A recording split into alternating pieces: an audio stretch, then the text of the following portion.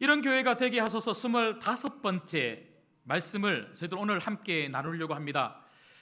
사도 바울의 13개의 편지 중에 마지막 3개의 편지, 디모데전서, 디모데후서, 디도서, 이 3개의 편지를 통하여 교회는 과연 어떤 교회의 모습을 가질 때에 건강한 교회가 될 수 있을까? 왜냐하면 건강하지 못한 교회는 세상을 바꿀 수 없고 한 사람도 바꿀 수 없는 영향력 없는 교회가 되기 때문에 그렇습니다. 여러분, 주님이 원하시는 교회는요, 그런 교회가 아니에요. 주님이 주인이 되시고 주님의 몸 된 교회는요, 정말 어떤 교회가 돼야 되냐면 그 교회 때문에 주변 사람들이 바뀌어야 되고, 그 교회 때문에 동네가 바뀌고요, 그 교회 때문에 나라와 민족이 바뀌어야 되는 줄 믿습니다. 저는 우리 신광교회가 그런 영향력 있는 교회 되었으면 좋겠습니다. 우리 신광교회가 정말 이 주안동을 넘어서 인천을 바꿀 수 있는 그런 교회가 되면 좋겠습니다. 그래서 25가지 지금까지 살펴보고 있는 거예요. 근데 솔직히 말씀을 드리면 말씀을 전한 저조차도 목사님 25가지가 뭡니까? 이렇게 물어본다면 제가 대답을 하려고 다 적어왔겠죠. 그렇지만 그걸 하나하나 제가 보지 않고는 사실 다 기억이 안 나요. 여러분들도 아마 그럴 거예요. 그렇지만 매주마다 말씀을 살펴보면서 적어도 이런 교회가 돼야 되겠구나 하는 마음을 가지고 한 주 한 주 지금까지 달려왔다고 저는 믿습니다. 특별히 오늘 저희가 살필 건강한 교회의 모습, 25번째, 도대체 어떤 교회가 건강한 교회고 우리 신고한 교회는 어떤 교회, 어떤 성도가 돼야 될 것인가? 여러분, 그 답이 뭡니까? 여러분, 오늘 설교 제목을 보시면요, 살아갈 힘을 주는 성도, 살아갈 힘을 주는 사람. 여러분, 이게 바로 오늘 저희가 살펴보아야 될 25번째 건강한 교회의 모습입니다. 우리 다시 한 번 더 인사하실 때에 이렇게 한번 인사하겠습니다. 살아갈 힘을 주는 성도가 되십시오. 인사드리겠습니다. 시작. 살아갈 힘을 주는 성도가 되십시오. 예. 여러분, 힘주는 성도가 되시기를 주님의 이름으로 소망합니다. 예. 힘을 빼는 성도가 되면 안 되는 거예요. 그 사람을 만나면 살고 싶어야 되는 거예요. 그런데 이상하게 그 사람을 만나면 너무 힘들다, 너무 지친다, 심지어 죽고 싶다, 이런 마음이 들면 안 되지 않습니까? 여러분, 우리 인생에 정말 죽을 일들이, 정말 죽고 싶다고 이렇게 말할 수 있는 일들이 얼마나 많습니까? 여러분, 내 삶에 여러분 웃을 일들보다 오히려 지치고 힘들고 울고 슬플 일들이 더 많은 것들을 우리는 너무나 잘 알고 있어요. 하루에도요, 어떤 일이 일어날지 아무도 몰라요. 여러분, 이렇게 앉아서 웃으면서 저희가 서로 인사를 해서 그렇지, 지난 한 주간에 여러분 각자의 삶 가운데 정말 어떤 일이 일어났는지, 기가 막힌 그런 일들, 내가 말을 안 해서 그렇지 내 속을 힘들게 만들고 내 삶을 지치게 만드는 그런 일들이 여러분 우리 삶에 얼마나 많았습니까? 어떤 분들은요, 갑작스럽게 사고를 당한 분들도 계실 거예요. 어떤 분들은요, 병원에 갔는데 나 건강한 줄 알았는데, 나 아무 문제가 없는 줄 알았는데 갑자기 어떤 병에 걸렸다, 이런 진단을 받는 분들도 계실 거예요. 심지어 요즘 코로나 다시 유행한다 그러는데요, 여러분, 코로나 때문에 오늘 예배 못 오신 분들도 분명히 있을 겁니다. 그렇게 잘 되던 사업이 하루아침에 안 되고 심지어 망한 분들도 계시죠. 그렇게 잘 다니던 직장에서 어느 날 사장님이 부르더니 당신 다음 달부터 안 나와도 된다, 이런 말을 들은 분들도 계실 겁니다. 여러분, 제가 다 언급을 안 해서 그렇지 얼마나 다양한 문제들이 우리 삶 가운데 있습니까? 여러분, 사도 바울도 그랬다는 거죠. 여러분, 오늘 이 편지를 적고 있는 사도 바울 어디에 있습니까? 감옥입니다.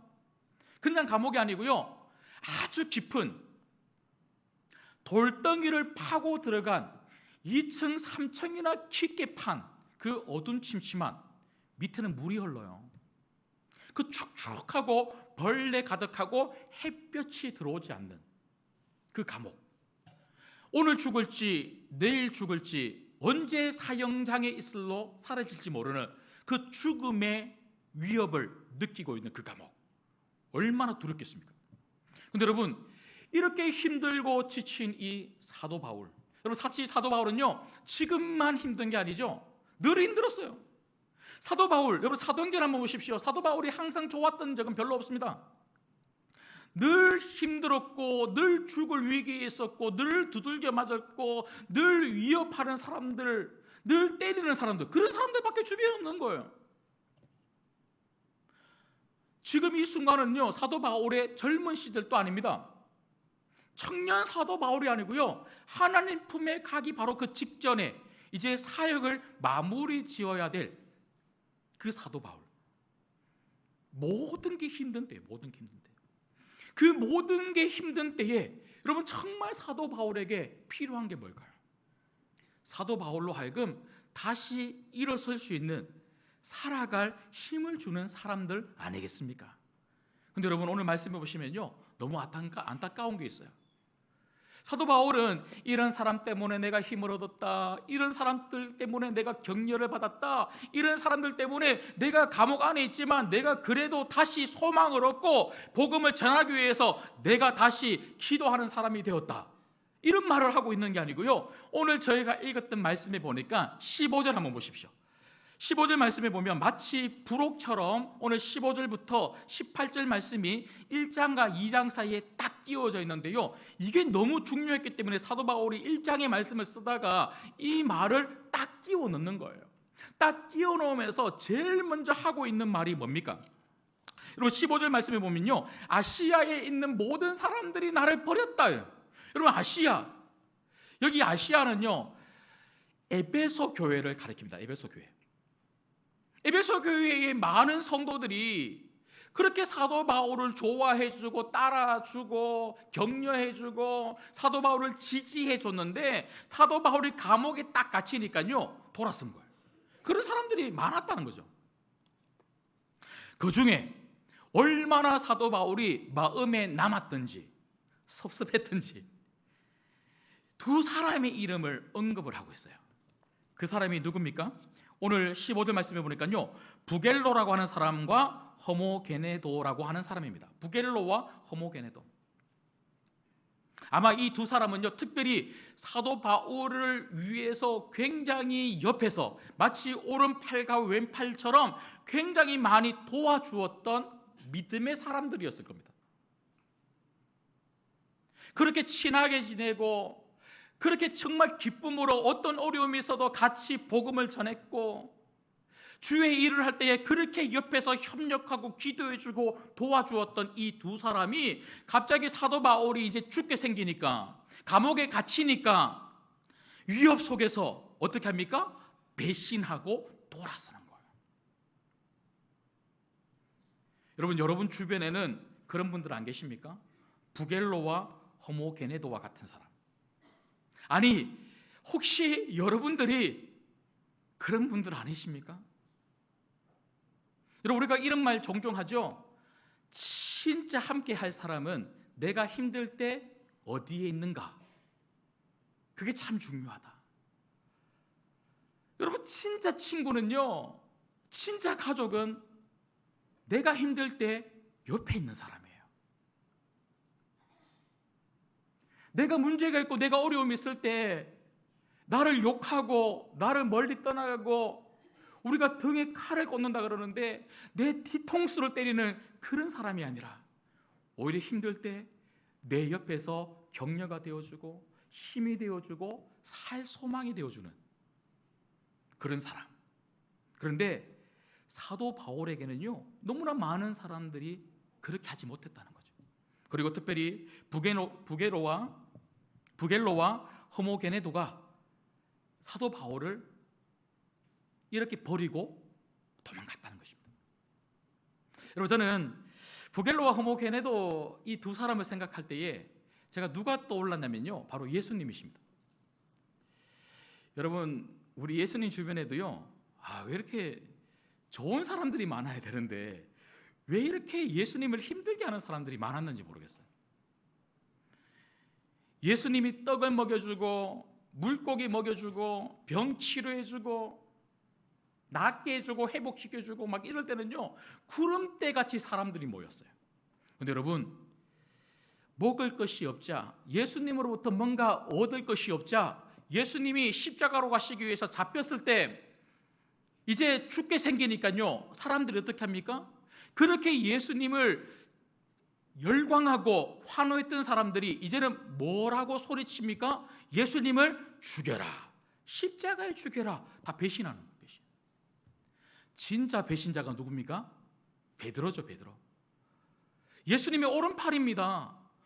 예수님이 가장 사랑하셨고 어디를 가더라도 베드로는요, 예수님이 항상 데리고 다녔어요. 그만큼 예수님이 아끼셨던 그 제자 베드로. 베드로도 뭐라고 합니까? 예수님, 다 예수님을 버려도 저는 예수님 안 버립니다. 걱정하지 마십시오. 제가 예수님 지킬게요. 마치 목숨까지도 내줄 것처럼 그렇게 말했던 그 베드로. 근데 그 베드로가 예수님이 잡히시니까 어떻게 합니까? 예수님이 보는 앞에서, 예수님 보는 앞에서 예수님을 욕하며, 저주했다는 말은요, 욕했다는 거예요. 예수님을 욕하며 나 예수라는 사람 모른다, 그렇게 예수님을 버렸던 사람, 예수님을 떠났고 예수님을 놔두고 도망갔던 사람이 바로 베드로였어요. 그럼 만약에 여러분이 예수님이라면 그 베드로를 보고 어떻게 했겠습니까? 저는요, 아무리 생각해도 베드로한테 한 소리 했을 것 같아요. 욕까지는 아니더라도 저는 욕했을 것 같아요, 솔직히. 그리고 진짜 할 수만 있다면 그냥 막 한 대 막 날렸을 것 같아요. 이 나쁜 놈, 진짜 너 나쁜 놈이야 하고 때렸을 것 같아요. 근데 여러분, 예수님 어떻게 하는 줄 아십니까? 용서하셨어요. 십자가 위에서 예수님은요, 그렇게 예수님을 따라다니며 예수님의 기도를 받고 예수님으로부터 많은 축복을 받아 누렸던 사람들이 순식간에 돌변해서는요, 예수 죽여라, 예수 죽여라 하고 외치는 사람들을 바라보시면서 예수님이 하신 말씀이 뭡니까? 하나님, 저들을 용서하여 주옵소서. 용서하여 주옵소서. 예수님의 방법은 예수님을 떠나고 예수님을 배반하고 예수님을 욕하는 사람들에게 예수님이 하신 방법은요, 그들을 용서하신 거예요. 심지어 예수님이 부활하시고 제일 먼저 찾아가셨던 사람이 바로 베드로죠. 베드로. 예수님은 디베라 바닷가에서 고기 잡고 있는 그 베드로, 그 배신자 베드로에게 찾아가셔서 그를 용서해 주신 거예요. 여러분, 우리 주변에는요, 부겔로와 호모게네도와 같은 사람들이 참 많아요. 진짜 나하고 끝까지 갈 것처럼 그렇게 나를 도와주고 나와 함께 해주고 진짜 세상에 둘도 없이 그렇게 친하게 지내는 사람들이 순식간에 뭐 때문에 그렇게 바뀌었는지 모르겠는데 갑자기 돌변해서는요, 나한테 돌을 던지고 나에 대해서 안 좋게 이야기하고 사람 속을 뒤집어 놓고 나를 막 살리는 말을 하는 게 아니고 죽이는 말을 하는 그런 사람들이 우리 주변에는 있습니다. 여러분, 그럴 때 어떻게 해야 됩니까? 여러분, 우리 같이 욕해 줄 수 있죠? 제가 여러 번 말씀드렸죠. 제 목사 아니면 저 욕 잘합니다. 저 진짜 막 엄청나게 할 수 있습니다. 그냥 싸우라 그러면요, 저 누구보다 목소리 크게 할 수 있어요. 목소리 큰 사람이 이긴다면서요. 저 그 사람보다 몇 배나 더 크게 막 같이 드립다 할 수 있어요. 근데 우리 다 그렇게 할 수 있잖아요. 우리도 싸울 수 있고 우리도 욕할 수 있고 그 사람 내 뒤통수 때리면 우리는 더 때리고 그 사람이 내 오른뺨 때리면 우리는 2대 때리고 그렇게 할 수 있는데 예수님 방법이 아니라는 거예요. 예수님 방법은요, 용서하는 거예요. 여러분, 용서하면요, 용량이 커져요. 믿음의 용량이 커져요. 믿음의 용량이 커지면요, 얼마나 우리가 은혜를 많이 받는 사람이 되는지 몰라요. 은혜를 많이 받는 사람이 되면 여러분, 얼마나 많은 일을 우리가 할 수 있는 성도들이 되는지 모른다는 거죠.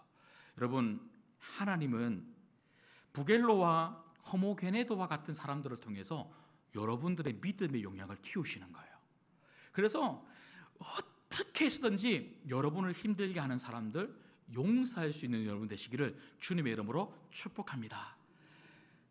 여러분들이 그런 부겔로와 허모게네도와 같은 사람들이 아니 되기를 더욱더 축복합니다. 그럼 우리는 어떤 사람이 돼야 될까요?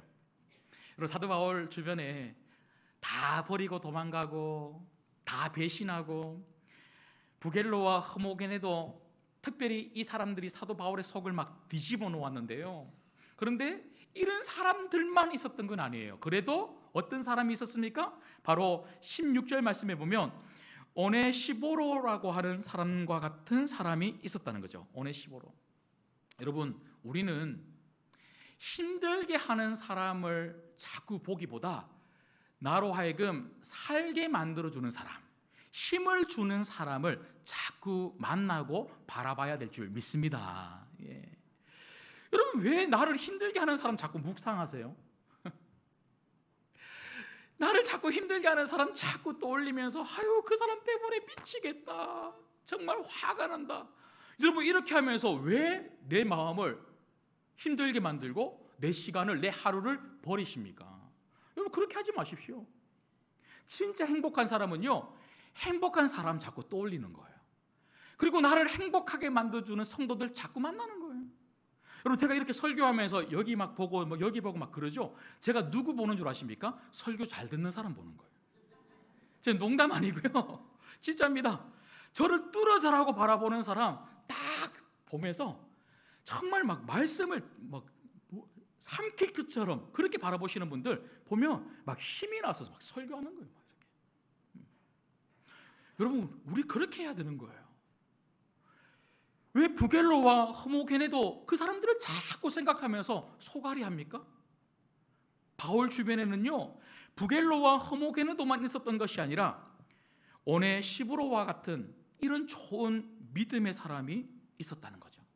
여러분, 한번 보시죠. 자, 16절 말씀 우리 같이 한번 읽겠습니다. 16절 말씀 같이 읽습니다. 시작.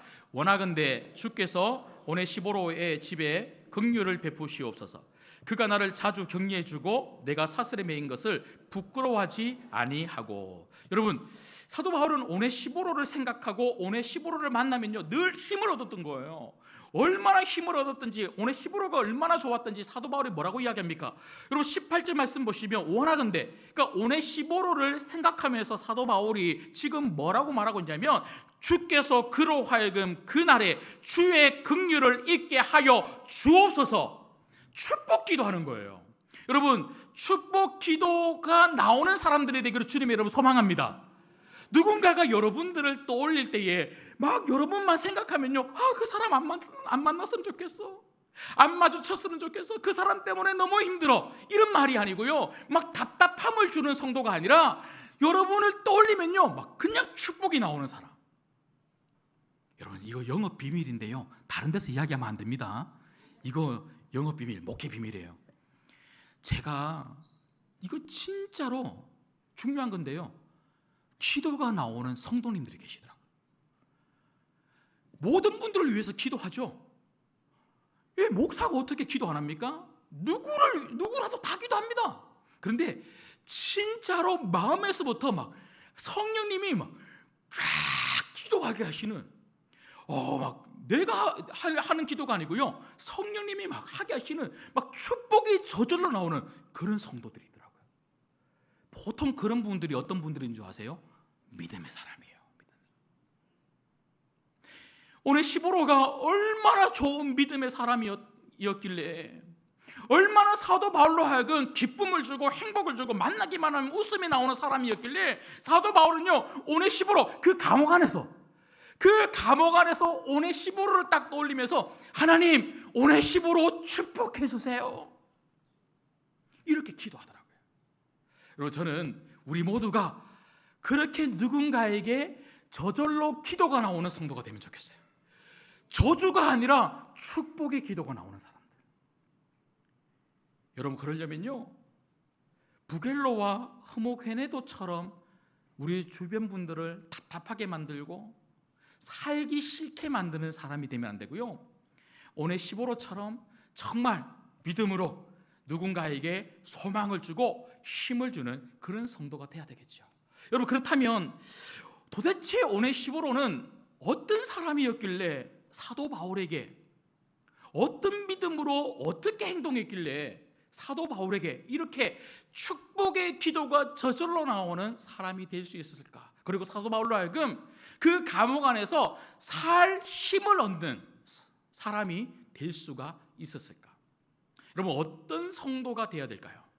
살 힘을 주는 성도는 도대체 어떤 성도일까요? 여러분, 오늘 말씀 보시면요, 자 17절 말씀 보시죠. 17절 말씀 보시면 사도 바울이 로마, 그냥 로마가 아니고 여기 이제 감옥이었죠, 감옥. 예. 사도 바울이 로마 그 감옥 안에 있을 때에 나를 부지런히 찾아와서 만났다. 여러분, 어디서부터 온 겁니까? 옆 동네에서 온 게 아니에요. 에베소예요, 에베소. 여러분, 에베소는 지금으로 이야기하면 터키 아닙니까? 터키에서 어디까지 온 겁니까? 이탈리아, 로마까지 온 거예요. 여러분, 그냥 버스 타고 몇십 분이면 가는 그런 동네가 아닙니다.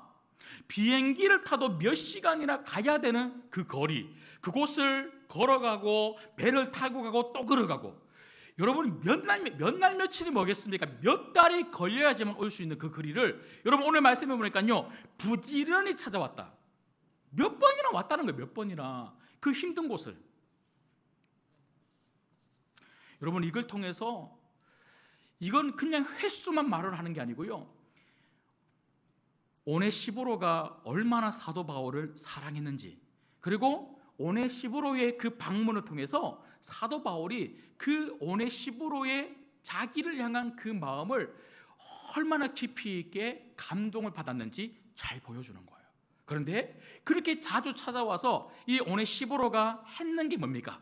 여러분, 다시 16절에 가보시면요, 오네시보로가 했던 그 일은요, 바로 격려였어요. 격려. 여기 굉장히 중요한 거죠. 격려. 여러분, 사실 이 오네시보로라고 하는 이 이름의 뜻이 유익함을 주다라고 하는 그런 이름의 뜻을 가지고 있습니다. 아, 진짜 이름 멋있지 않습니까? 누군가 만났는데 손해를 끼치는 게 아니고 유익함을 주는 사람, 오네시보로. 여러분, 도대체 오네시보로가 어떻게 격려함으로 그렇게 유익함을 주는 성도가 될 수가 있었을까요? 사도 바울은 오네시보로의 어떤 격려를 받았길래 이렇게 힘을 얻었다고 말할 수가 있는 걸까요? 여러분, 여기 격려라고 하는 이 단어를 제가 한번 찾아봤습니다. 이 격려라고 하는 이 단어가요, 헬라어로 아네포시크엔이라고 하는 단어입니다. 아네포시크엔. 이 아네크시포엔이라고 하는 이 단어의 의미는요, 바로 시원하게 만들어준다, 이런 의미를 가지고 있어요. 여러분, 무슨 말입니까? 오네시보로의 이 격려, 그게 말이 되었든 그게 행동이 되었든 무엇이 되었더라도 그 격려, 위로, 그걸 통해서 사도 바울이 마음이 시원하게 됐다는 거예요. 여러분, 우리는 마음을 답답하게 만들고 마음을 다치게 만드는 그런 말과 그런 행동으로 주변 사람들을 힘들게 하는 분들을 우리는 가끔 봅니다. 그런데 어떤 분들은요, 만나기만 하면 너무 마음이 시원한 거예요. 시원한 거. 여러분, 우리는 어떤 사람 만나고 싶어 합니까? 만나기만 하면 그냥 마음이 시원해지는 사람. 너무 답답했는데, 너무 힘들었는데, 정말 너무 죽고 싶었는데 그 사람 만나니까요, 너무 행복한 거예요. 뻥 하고 마음이 뚫린 것 같은 거예요. 여러분, 그런 사람들 되기를 주님의 이름으로 소망합니다. 시원하게 만들어주는 사람, 그게 믿음의 사람이라는 거예요. 믿음의 사람은 절대로 다른 사람을 답답하게 만들지 않습니다. 믿음의 사람은 절대로 다른 사람을 힘들게 만들지 않습니다. 상처 주지 않습니다. 만나기만 하면 좋은 거예요. 웃음이 나오는 거예요. 그냥 시원한 거예요. 그러니까 자꾸 만나고 싶은 거예요. 혼자 있으면 답답한데 만나면 시원하니까 자꾸 성도들 만나고 싶은 거예요. 여러분, 우리 교회가 그래야 되지 않겠습니까? 정말 한 주간 하루하루 보낼 때 너무 힘들었는데 교회 오기만 하면 성도들 만나니까 시원해지는 거예요. 그러니까 교회 오기 전까지는 그냥 힘들고 그냥 지치고 세상에 찌들려 있다가 교회 성도들 만나고 함께 예배드리고 나면 살 것 같은 그 마음을 가지고 환한 웃음을 띠면서 나가는 성도들이 있는 교회, 그런 교회가 행복한 교회죠. 여러분, 그러면 도대체 어떻게 말하고 어떻게 행동하면 시원한 격려가 되는가? 여러분, 제가 지난주 말씀을 준비하다가 보니까요, SNS에 아주 유명한 목사님, 제가 이름만 말씀을 드리면 여러분 금방 압니다.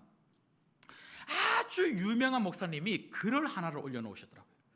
그분이 다큐멘터리를 하나를 봤는데요, 그 다큐멘터리가 뭐냐면 노숙자, 힘들게 사시는 분들, 그리고 독거노인들, 너무너무 힘들게 어렵게 사시는 분들이 이제 집 월세, 전세 이런 집을 구할 수가 없으니까요, 고시원, 그런 아주 쪽방촌에 그렇게 산다는 거예요. 그러니까 그런 분들 조명한 그런 다큐멘터리를 보는데 너무 마음이 아프더래요. 그런데 한 고시원의 사장님, 원장님이 그렇게 힘들게 사는 분들, 그 쪽방촌에 있는 사람들 모아서는요, 자기 고시원, 여러분 그 고시원도 좋은 그런 뭐 고시텔 이런 게 아니에요. 진짜 힘들게 그렇게 고생하는 그 사장님이 자기도 그렇게 뭐 크게 큰 부자도 아니면서 그 고시원에 있는 사람들, 그리고 쪽방촌에서 힘들게 사는 그런 분들 모시고는요, 옥상에서 돼지고기, 삼겹살을 막 구워서는요, 소주 그렇게 막 한 잔씩 따라주고는 돼지고기 파티를 했다는 거예요. 그러니까 그 사람들이 누구도 관심을 안 가져주는데 거기서 소주 한 잔 먹고 돼지고기 먹으면서 그렇게 행복하게 웃음을 짓는 걸 보면서 너무 감동을 받았다는 거예요. 그러면서 이 목사님이 뭐라고 밑에 적어 놓았냐면, 목사로서 이런 말을 해도 되는지 모르겠지만 만약에 교회가 허락해 준다면 나도 삼겹살에 소주 한 잔 그들과 먹고 싶다는 거예요. 그러니까 이분이 말하는 건 그런 거예요. 위로라는 것이 그냥 힘든 사람들한테 가서 막 충고랍시고 뭐 이런 말하고 저런 말하고 막 그런다고 해서 그 사람들이 위로 받냐는 거죠. 그리고 실제로 그렇지 않습니까? 우리가 어떤 힘든 분들한테 가서 집사님 다 그래, 집사님만 힘든 거 아니야, 다 그래, 우리 교회 다 그래, 다 내가 집사님 나이 때는 몇 배로 더 힘들었어. 근데 집사님 참아봐. 여러분, 참으시면 그렇게 힘들어 하겠습니까? 예. 여러분, 그게 위로가 되겠냐는 거죠. 그러니까 이 목사님이 하고 싶은 말은 뭐냐면 그냥 소주 한잔 하면서 등 한번 톡톡 두들겨주고 싶다. 여러분, 오늘 마치고 저하고 소주 한잔 하실 분? 근데 여러분, 저는 동의가 되는 게 있고 동의할 수 없는 게 있습니다. 동의가 되는 거는요, 위로는, 격려는 내 위주가 아니라 그 사람 위주가 돼야 된다는 거예요. 그 사람의 형편, 그리고 그 사람이 하는 말에 귀를 기울여 주는 거예요. 그리고 우리 주변에 너무 힘든 분들이 많다는 거예요. 꼭 세상에만 그런 게 아니고요, 우리 교회 안에도 우리의 격려와 우리의 위로가 필요한 사람들이 얼마나 많은지 모르겠어요. 그러니까 우리가 찾아가서 만나야 된다. 이게 참 제가 동의가 되는 거예요. 힘든 분들 그냥 스쳐 지나가듯이 아이고 힘들겠다 하고 그냥 우리가 나 몰라라는 것이 아니라 정말 우리가 한 가족이라면 좀 같이 만나고 위로해주고 격려하는 그런 시간들을 좀 가지면 좋겠다. 그게 굉장히 도움이 되는 거예요. 그런데 동의되지 않는 게 있어요. 그게 뭐냐면요, 소주예요. 이게 진짜입니다. 여러분, 소주 한 잔 먹는다고 위로받을까요? 삼겹살에 소주 한 잔 먹을 때는요, 야 좋다 하고 그렇겠지만 진짜 이 사람이 소주 한 잔, 삼겹살 그거 하나 먹었다고 진짜 이 사람이 마음이 위로받을까요? 여러분, 저는 절대로 동의할 수 없습니다. 그래서 저는 소주 안 먹을 거예요. 소주로 치료되는 게 아니에요. 여러분, 진짜 그러면 격려가 뭔가? 하나님께 기도했어요. 제가 설교 준비하면서 하나님, 그러면 도대체 우리가 어떻게 격려해야 됩니까? 어떻게 격려하는 것이 힘든 사람들 마음을 시원하게 만들어주고 삶의 유익함을 주는 격려, 위로가 될 수 있습니까? 그렇게 기도하는 중에 하나님이 생각나게 하신 그 본문이 있어요. 그게 어디냐면요, 사도행전 27장입니다. 사도행전 27장에 보면요, 유라굴로라고 하는 광풍, 여러분, 유라굴로라고 하는 그 광풍 앞에 모든 사람들이 죽음의 위기에 처한 이야기가 나옵니다. 사도 바울을 포함하여 276명의 사람들이 로마로 가던 길에 유라굴로라고 하는 엄청난 강풍에 배가 파선의 위기에 놓인 거죠. 이제 다 죽게 생겼어요. 여러분, 27장 20절 말씀해 보니까요, 여러 날 동안 별도 해도 보지 못했다. 큰 풍랑이 있어서 구원의 여망이 다 사라졌다. 무슨 말입니까? 소망이 하나도 없는 거예요. 밥도 못 먹고 이제 죽게 생긴 거예요. 그런데 이렇게 울부짖고 있는, 우린 다 죽었구나 하고 있는 276명 앞에 사도 바울이 어떻게 합니까? 크게 외치는데요, 이렇게 외칩니다. 여러분, 안심하십시오. 이게 뭡니까? 격려죠. 이게 위로죠. 안심하십시오. 여러분들은 한 명도 죽지 않습니다. 다 살 겁니다. 이렇게 이야기해 주는 거예요. 여러분, 그런데 이것보다 더 중요한 게 있어요. 이 격려는 어디로부터 기인하는 격려인가 하는 것이죠. 근데 세상 사람들이 말하는 긍정적으로, 여러분 걱정하지 마세요, 우리 소망을 가져야 돼요, 우리 살 거예요, 우리가 산다고 생각하면 삽니다, 그런 세상 사람들이 말하는 긍정적인 말이 아니라는 거예요. 사도행전 27장 23절에 보니까요, 이 근거가 어디에서 나오냐면 바로 예수님이셨어요. 사도 바울이 이렇게 말하죠. 여러분, 안심하십시오, 한 명도 죽지 않습니다라고 이렇게 이야기하고 난 다음에, 왜냐하면 내가 하나님의 사자로부터 어젯밤에 말씀을 들었다는 거예요.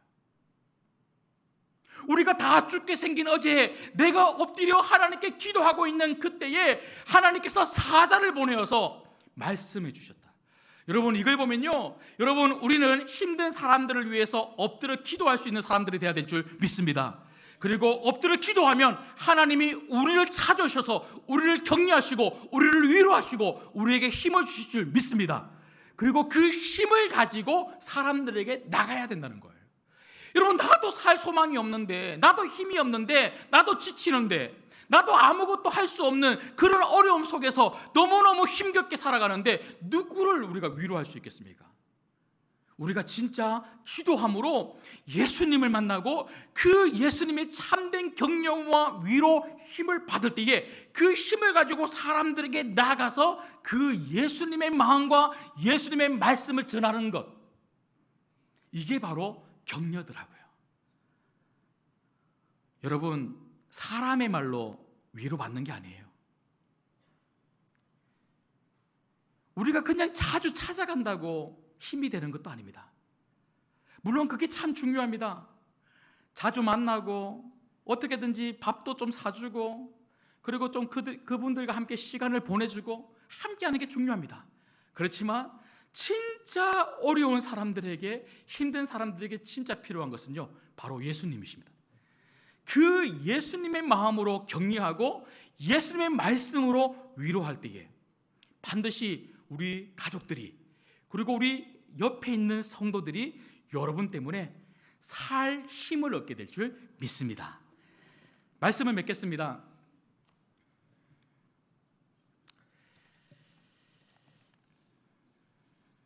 우리가 예배 시작하기 전에 우리 박영석 권사님 가정을 위해서 기도를 했는데요, 조찬한 집사님께서 편찮으시고 이제 치료를 받으시면서 권사님하고 집사님께서 저를 찾아오셨어요. 그래서 병원에서 진단받은 이야기를 쭉 하시고 기도를 받으시는데, 제가 지금도 그때를 잊을 수가 없어요. 집사님을 위해서 기도를 하는데 두 손을 가슴에 올리고는요, 얼마나 간절히 기도하셨는지 모릅니다. 그때부터 늘 집사님의 그 눈빛과 그리고 그 말 속에는요, 하나님, 저 좀 도와주세요. 저 회복시켜 주세요 하는 그 간절함으로 기도하는 그 모습이 얼마나 집사님 가운데 가득했던지 몰라요. 그래서 집사님이 편찮으시고는 그래도 자주 만나고 또 전화도 주고받고 또 예배도 드리면서 집사님이 보여주셨던 그 귀한 모습이 제가 너무너무 제 마음속에 지금 또 여전히 남아있습니다. 몇 주 전이었는데요, 집사님이 너무 몸이 계속 안 좋아지셔서 병원에 들어가신다고 집에서 같이 예배를 드리면 좋겠다 권사님 말씀해 주셔서 찾아갔습니다. 집사님을 격려하고 위로하고 기도해 주기 위해서 찾아갔는데요, 집사님이 그렇게 힘든 중에서도 환하게 웃으면서 담임 목사와 우리 교육자 왔다고 너무 반갑게 맞이해 주시고 연신 감사하다고 말씀해 주시고, 투병 중에서 한 번도 집사님께서 인상을 쓰는 걸 제가 본 적이 없어요. 늘 환하게 웃고 계시고.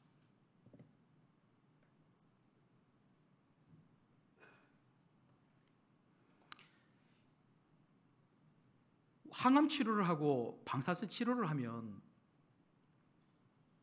저도 저희 아버님이 대장암으로 돌아가셨는데 양손 끝과 발끝이 퉁퉁 붓고 찌릿찌릿해서 이게 걷는 게 힘들어요. 조찬현 지사님 그렇게 힘든 중에서도 어떻게든지 예배에 나와서 말씀 붙들고 기도하려고 애쓰셨던 그 모습, 늘 앉아 계시는 그 자리에 늘 계시고, 혹여나 너무 힘들어서 교회를 못 나오실 때는요, 영상으로 예배를 드리시는 거예요. 권사님 말씀을 들어보니까 한 번만 말씀을 듣는 게 아니고요, 매일마다 담임 목사의 말씀을 영상을 통해서 몇 번이나 들으면서 그 말씀 붙들고 매일매일 기도하셨다 그래요.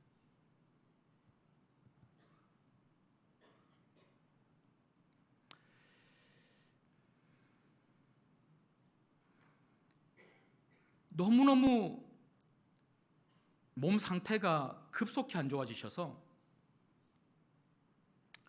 임종 예배를 드려야 되지 않나 하고 그런 생각을 가질 정도로 위급할 때 권사님이 전화 오셨어요.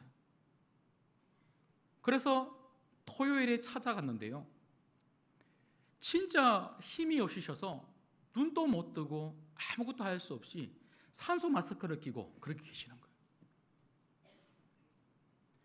그런데 제가 임종 예배를 드리면 희한하죠. 물론 천국이 좋은 것도 알겠고 저도 가고 싶은 곳이 바로 천국이지만 임종 예배를 드리면 진짜 보내드려야 될 것 같아서 왠지 막 임종 예배를 안 드리고 싶은 거예요. 그래서 제가 우리 권사님하고 아드님에게 오늘 임종 예배 드리지 말고 임종 예배는 언제든지 드릴 수 있으니까 오늘 제가 기도만 하고 가겠습니다. 진짜 임종 예배 드릴 때 그때 저한테 말씀하시면 그게 새벽이든 저녁이든 제가 언제든지 올 테니까 그때 합시다 하고 제가 기도만 하려고 이제 들어갔어요. 들어가서 눈을 감고 힘없이 그렇게 계시는 조찬환 집사님을 깨우면서요, 집사님 저 박성호 목사예요 이렇게 이야기를 하니까요, 그 한마디에 집사님이 눈을 뜨시고는요 앉으시려고 하는 거예요. 그 사투를 벌이고 있는 그 시간에. 그러면서 역시나 옅은 미소를 지으면서 저보고 첫 마디가 뭔 줄 아십니까? 목사님, 저는 예수님밖에 없어요. 그래요. 저는 예수님밖에 없어요. 사실 제가 그 말을 못 알아들었어요. 왜냐하면 산소 마스크를 끼고 있어서 뭐라고 말씀하시는지 제가 못 알아들으니까 박영숙 권사님께서 목사님, 저는 목사님밖에 없다고 말하는 거예요. 저는 예수님밖에 없다고. 저는 예수님밖에 없다고 말하는 거예요. 저는 위로하러 갔는데 위로받고 온 거예요. 저는 조찬환 주사님을 뵐 때마다 너무너무 격려를 받았어요. 정말 너무너무 좋은 그 마지막 믿음을 가지고 반응해 주시는 그 귀한 모습에, 그 기도하는 모습에, 그리고 저를 반겨주는 모습에 얼마나 담임 목사로서 격려받았는지 몰라요. 그러니까 어떤 의미에서는요, 더 못 보내드리고 싶은 거예요. 월요일이었어요. 월요일 오전에 또 연락이 오셨는데 이제 1인실로 이제 옮기기 직전인 거예요. 옮기기 직전. 진짜 이제 임종 예배를 드려야 되는 거죠. 역시나 갔는데 그냥 기도만 하고 왔어요. 그렇게 보내고 한 2시간, 3시간 지나니까요, 진짜 1인실로 옮기시면서 권사님이 전화 오셔서는 병원에서 준비하라 그랬다는 거예요. 그래서 다시 갔어요. 다시 가서 딱 보니까 이제 진짜 보내드려야 될 시간이 된 것 같더라고요.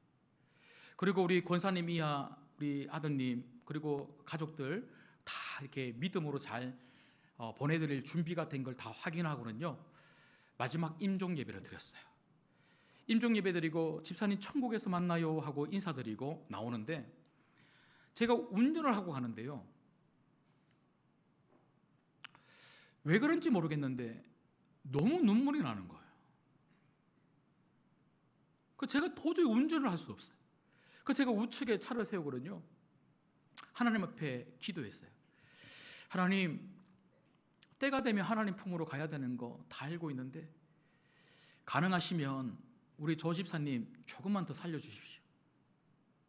그래서 하나님, 일반 병실로 좀 옮겨서 그래도 며칠, 몇 주라도 가족들하고 조금만 더 시간 보내고 저도 몇 번 더 보고 그렇게 가면 안 될까요? 하고 그렇게 기도했어요.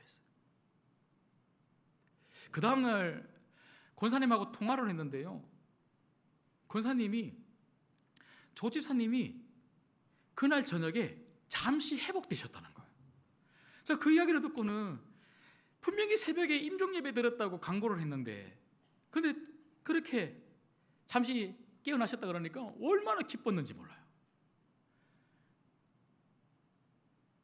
그런데 조 지사님이 잠시 깨어나셔서 권사님과 자녀들에게 했던 말이 뭔 줄 아십니까?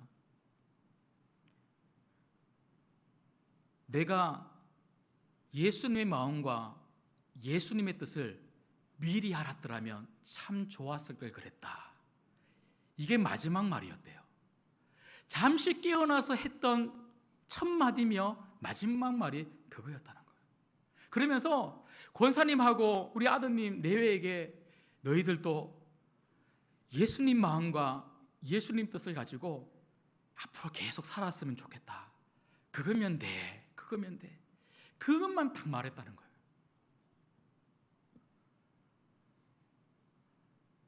그리고 조 지사님이 수요일에 돌아가셨어요. 제가 설교 준비를 하면서 우리 조 집사님이 너무 많이 생각났어요. 그리고 제가 조찬한 집사님에게 너무 감사했어요. 이 부족한 저와 그리고 가족들에게 그리고 우리 성도들에게 너무 좋은 믿음의 모습을 보여주셔서 정말 우리들에게 위로가 되고 격려가 되어주셔서 참 감사했고, 그리고 미안했어요. 더 많은 격려와 더 많은 위로가 되어주지 못해서 참 죄송했어요. 그런데 제 마음속에 갑자기 이런 마음이 드는 거예요. 우리 조찬한 지사님에게 진짜 위로는 예수님이었다는 것을 알게 된 거예요.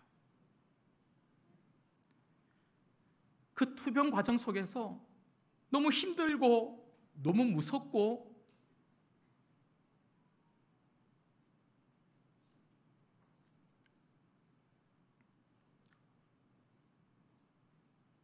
너무 외로웠을 텐데 혼자 오롯이 버텨야 될 그 시간들이 참 힘들었을 텐데, 그 시간에 예수님은 우리 조 집사님을 만나 주신 거예요. 그래서 그 예수님 때문에 우리 조 집사님은요 너무 감사했고 너무 기뻤고 너무 행복했고, 그래서 그 예수님과 함께 그 보내는 그 시간들을 통해서 조 집사님은 진짜 순간 같은 믿음으로 준비되신 거예요. 여러분, 진짜 위로는 예수님이십니다. 예수님이 여러분의 격려자가 되시고 위로자가 되어주실 믿습니다. 그분을 만나십시오. 그리고 그 만난 예수님, 그분의 말씀을 가지고 여러분 다른 사람들에게 가십시오. 예수님이 진짜 원하시는 것은 여러분들이 오네시보로와 같은 사람이 되어서 누군가를 살리는 사람들이 되기를 원하시는 거예요. 그래서 이번 한 주간 또 여러분들이 오네시보로가 되어서 여러분들을 필요로 하는 사람들에게 예수님의 왕과 예수님 말씀을 전함으로 말미암아 정말 우리 신광교회 성도들 때문에 가정이 살아나고 우리 교회가 정말 회복되고 살아나고 행복하고 기쁘고 여러분 주변의 많은 사람들이 여러분 때문에 살아갈 힘을 얻는 한 주간이 되시기를 주님의 이름으로 소망합니다. 기도하겠습니다.